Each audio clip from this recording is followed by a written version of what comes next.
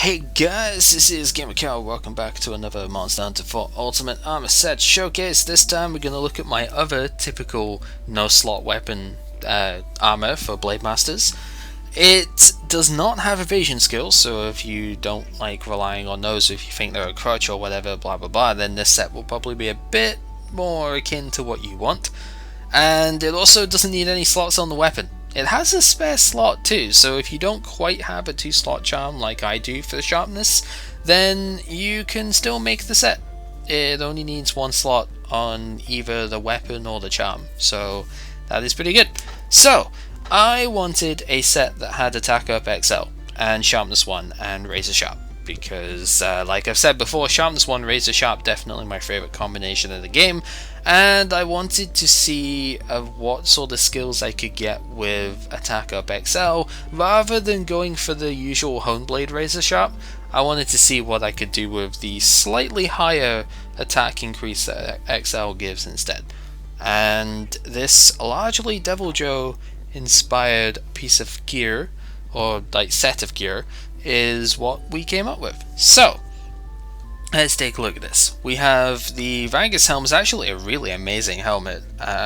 It's got lots of points of attack, it's got Handicraft, it's got a point of Sharpness, it's got Eating, which is pretty good for getting Speed Eating +2, and that kind of just keeps you in the game a bit more. Like, if you see one of your teammates suffering from tons of damage and whatnot, and you want to get that life powder out, it's especially if you're using a weapon that doesn't take years to sheath, Speed Eating is really good for that, so you can just quickly get the life powder to them and make sure they don't die, or you can get your own potion to yourself and make sure that you don't die, which is helpful too.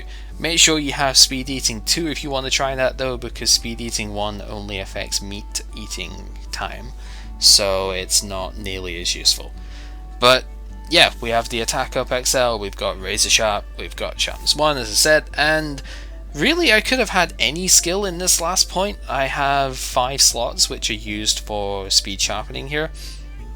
I could have done any of those sorts of skills. I could have had Divine Blessing, I could have had Bomb Boost again for the light break weapons, and I just decided speed sharpening would work because it kind of goes along the same lines as speed eating, where you want to get back in the fray, you want to be doing damage again as quickly as possible, and when you need to sharpen, obviously that takes you out of the game a lot. Polisher is nice, but I tend to get the low rolls in that. I tend to still have to wait 3 scrapes instead of like 1 scrape for sharpening.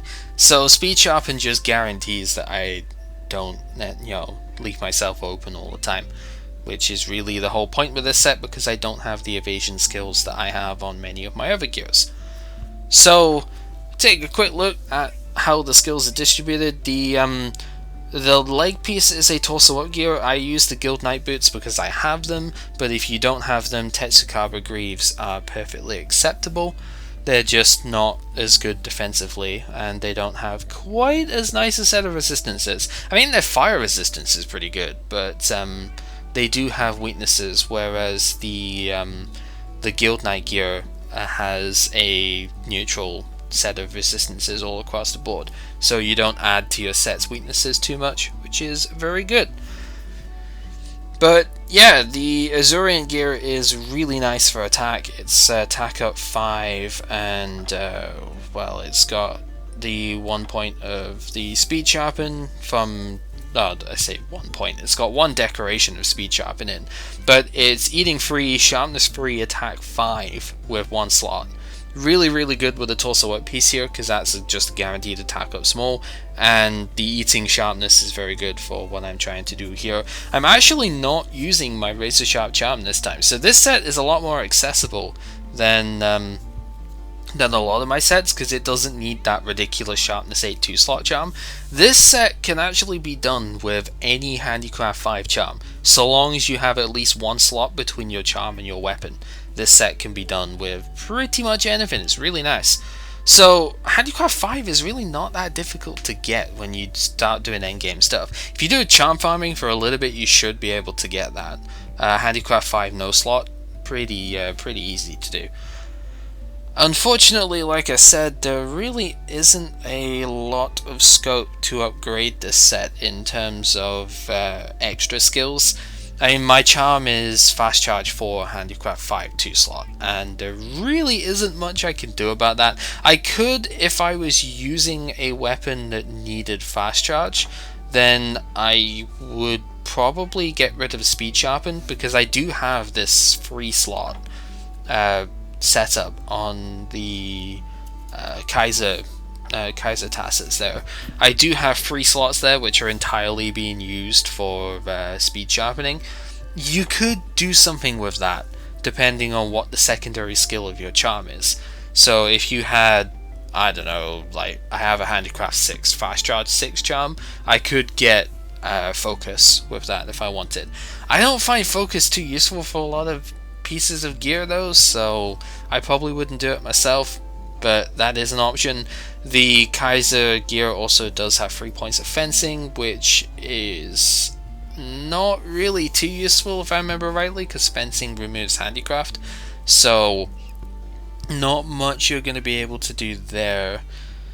Yeah, that's probably the biggest downside to this armor set, but that said, again, it really depends on what gear you have, and if you took out speed sharpening, you do have 2 points on your chest piece because of torso up, and if you used slotted weapons, of course you could put another skill in there. Quick sheath is an option, evade extend depending on what you've got. You know, any skill that you have on a handicraft charm could potentially go in here instead of speed sharpen.